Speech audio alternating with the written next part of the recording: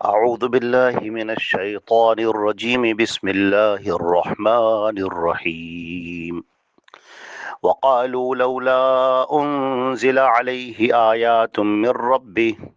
قل إنما الآيات عند الله وإنما أنا نذير مبين أولم يكفهم أنا أنزلنا عليك الكتاب يتلى عليهم إن في ذلك لرحمة وذكرى لقوم يؤمنون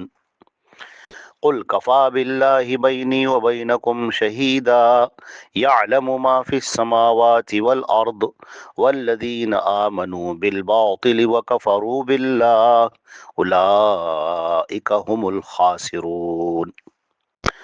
یہ سورہ عنکبوت کی آیت نمبر 50، 51 اور 52 تلاوت کی گئی ہیں۔ ترجمہ ان تینوں آیتوں کا یہ ہے، اور انہوں نے کہا کہ اس پر اس کے رب کی طرف سے کسی قسم کی نشانیاں کیوں نہیں اتاری گئی؟ کہہ دیجئے کہ نشانیاں تو سب اللہ ہی کے پاس ہیں، اور میں تو صرف ایک کھلم کھلا ڈرانے والا ہوں۔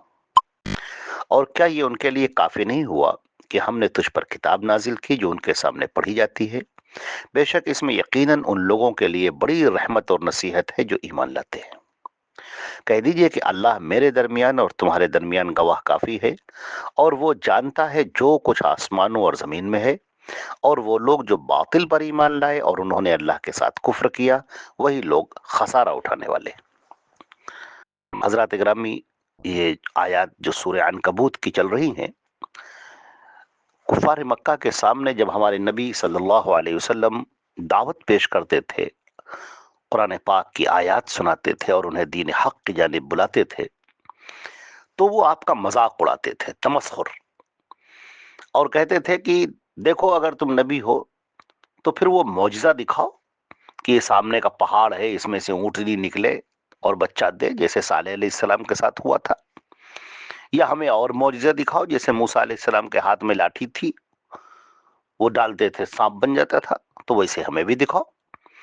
طرح طرح کے مطالبے کرتے رہتے تھے، یہاں تک کہتے تھے کہ جو احد کا پہاڑ تمہارے سامنے ہے اس کو سونے کا بنا دو،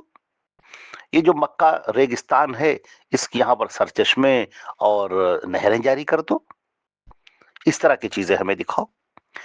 تو یہ معاملہ ان لوگوں کا ہوتا ہے جو کسی کی بات کو سننا نہیں چاہتے ہیں، ہنسی اڑاتے ہیں،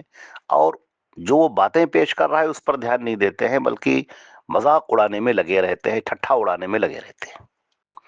چنانچہ نبی کریم صلی اللہ علیہ وسلم کی جانب سے یہ جواب دیا جا رہا ہے۔ اللہ رب العزت نے کہا کہ اے نبی آپ ان کو بتائیے، ان سے بتائیے کہ یہ معجزہ دکھانا یہ میرے ہاتھوں میں نہیں ہے، معجزہ یہ تو اللہ کے ہاتھ میں ہے، وہ جب چاہتا ہے اپنے نبی کے لیے، اپنے رسول کے لیے ایسی چیزیں پیش کرتا ہے۔ اور ایک بات اور یاد رکھو کہ جب بھی کسی قوم پر معجزہ دکھایا گیا، اس کے مطالبے پر اس نے مطالبہ کیا کہ ہمیں معجزہ دکھاؤ، اور معجزہ دکھا دیا گیا، اور اس کے بعد وہ لوگ ایمان نہیں لائے، تو جانتے ہو ان کا حشر کیا ہوا؟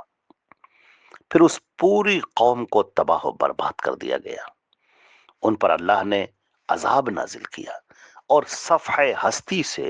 روئے زمین سے ان کا نام و نشان مٹا دیا گیا۔ یہ اچھی طرح سے جان لو کہ نبی محمد صلی اللہ علیہ وسلم ان کے ہاتھوں میں نہیں ہے کہ یہ معجزہ دکھائیں، یہ ان کی طاقت نہیں ہے،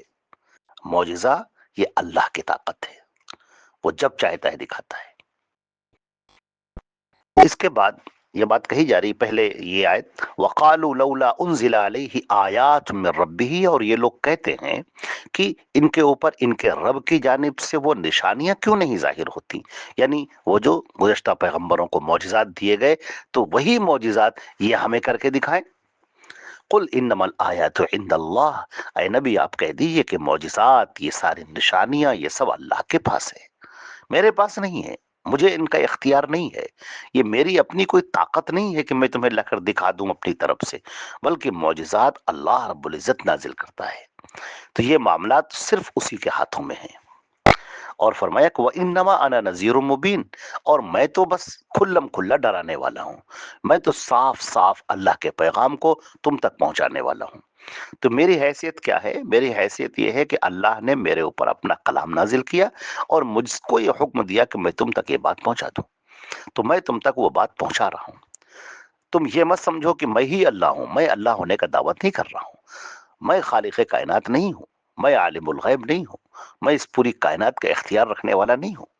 میں اللہ کا بندہ ہوں، اس کا رسول ہوں، مجھے اللہ کا بندہ اور اس کا رسول مانو۔ اور اللہ جو اس پوری کائنات کا رب ہے، تمہارا بھی، ہمارا بھی، ہمارے باپ داداؤں کا بھی، پورے انسانوں کا، جناتوں کا اور کل مخلوقات کا، وہی تنہا اکیلا پروردگار ہے، وہی ان کے فیصلے کرنے والا ہے، وہی ان کو رزق فراہم کرنے والا ہے، وہی زندگی اور موت کا مالک ہے، وہی ان کی تقدیر لکھنے والا ہے۔ وہ اللہ ہے، عبادت اسی کی کرو اور مانگو اسی سے، طلب اسی سے کرو اور اسی کے سامنے ہاتھ پھیلاؤ۔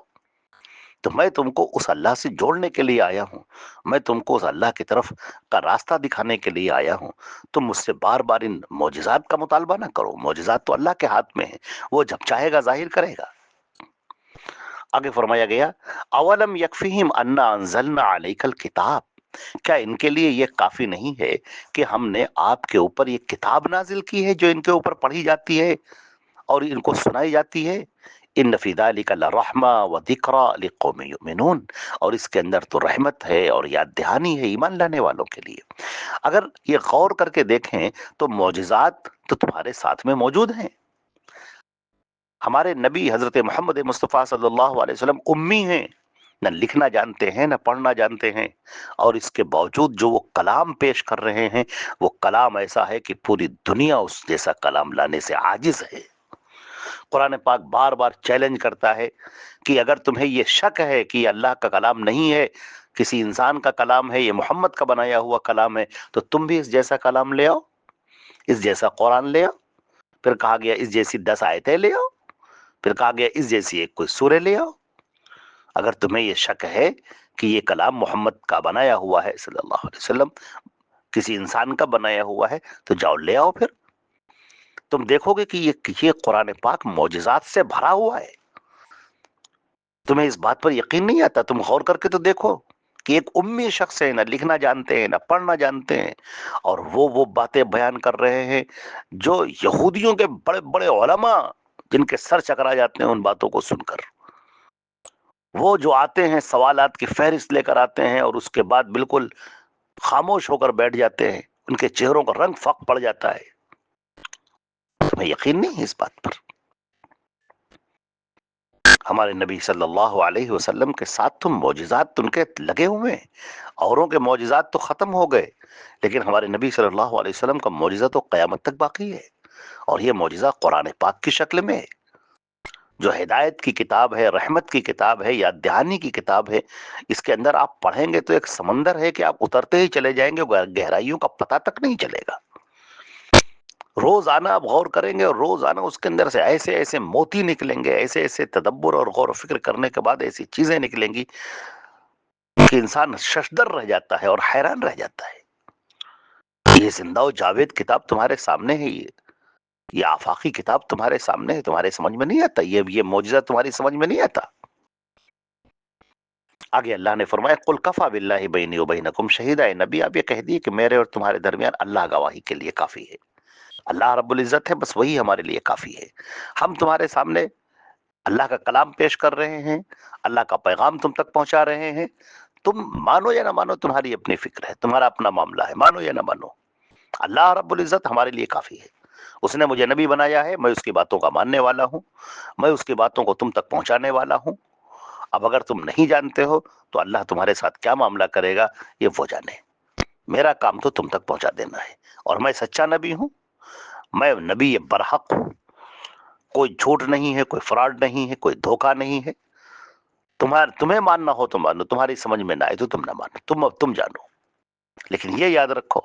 کہ یہ حجت تمام ہو رہی تمہارے اوپر۔ اللہ نے مجھے بھیج دیا ہے، حجت تمام کر دی، کوئی شخص یہ نہیں کہہ سکتا کہ مجھے نہیں معلوم تھا۔ اللہ جب کل تم کو قیامت میں اپنے سامنے کھڑا کرے گا، جس وقت میزان نصب کیا جائے گا اور نامہ اعمال تولے جائیں گے، اس وقت اللہ تمہیں اپنے سامنے کھڑا کرے گا اور تم سے سوال کرے گا کہ ہم نے تمہارے درمیان نبی بھیج دیا تھا، تم کو عبادت کا طریقہ بتا دیا، تم کو زندگی گزارنے کا طریقہ بتا دیا، تم کو حلال و حرام بتا دیا، کیا چیز تمہیں کرنا ہے اور کیا نہیں کرنا ہے ہم نے سب بتا دیا، تم اس نبی پر ایمان کیوں نہیں لائے؟ تم نے اس نبی کی باتیں کیوں نہیں مانی؟ اور یہ بھڑکتی ہوئی آگ ہے، منہ کے بل زنجیروں میں گھسیٹ کر تم کو اس آگ کے اندر پھینک دیا جائے گا۔ تم کیا تیار ہو اس دن کا سامنا کرنے کے لیے؟ تم آج انکار کر رہے ہو، معجزات طلب کر رہے ہو، تمسخر کر رہے ہو، مذاق اڑا رہے ہو، تکلیفیں دے رہے ہو، اس دن کا سامنا کرنے کی ہمت ہے تمہارے اندر؟ ذرا سوچو، اپنے بارے میں غور کر کے سوچو کہ اس وقت تمہارا کیا عالم ہوگا۔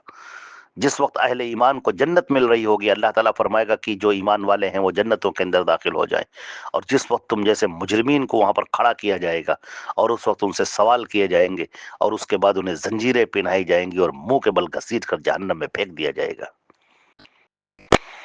اللہ رب العزت نے فرمایا کہ اللہ یعلم ما فی السماوات والارض، جو آسمان اور زمین میں جو کچھ ہے سب ایک ایک چیز کا جاننے والا ہے۔ تمہارے دماغ میں کیا چل رہا ہے، تمہارے دل میں کیا چل رہا ہے، اللہ تعالیٰ سب جانتا ہے۔ والذین آمنوا بالباطل وکفروا باللہ، اور جو لوگ آج باطل پر ایمان لائے ہوئے ہیں، ایسی چیزوں پر جو ناحق ہے اور ان پر وہ ایمان رکھے ہوئے ہیں، ان کو اپنا دین و ایمان بنائے ہوئے ہیں اور اللہ کا انکار کرنے والے ہیں، اولئک هم الخاسرون، یہ وہ لوگ ہیں جو سخت نقصان اٹھانے والے ہیں۔ یہ کل قیامت کے دن ان کے ہاتھوں کے طوطے اڑ جائیں گے اور یہ نقصان اٹھانے والے ہوں گے اور کہیں گے ہائے ہم نے اپنی پوری زندگی برباد کر دی، اللہ نے جو مجھے زندگی دی تھی وہ زندگی میں نے ضائع کر دی، کاش کہ میں نے اپنی زندگی ضائع نہ کی ہوتی۔ تو یہ دنیا ہے، جب تک تمہاری سانسیں چل رہی ہیں اللہ کے سامنے توبہ کر لو، اللہ کے سامنے اپنے گناہوں کا اقرار کر لو، اللہ پر، اس کے رسول پر ایمان لے آؤ، جو اس نے اللہ نے جو نازل کیا ہے اس پر ایمان لاؤ اور اس سے اپنی زندگی پر عمل کے ذریعے اپنی زندگی کو مزین کرو، اور اللہ رب العزت سے اس کی جہنم سے پناہ مانگو اور جنت کو طلب کرو۔ اللہ تعالی ہم کو اور آپ کو ایمان پر خاتمہ فرمائے اور نیک اعمال کی توفیق عطا فرمائے۔ والسلام علیکم ورحمۃ اللہ وبرکاتہ۔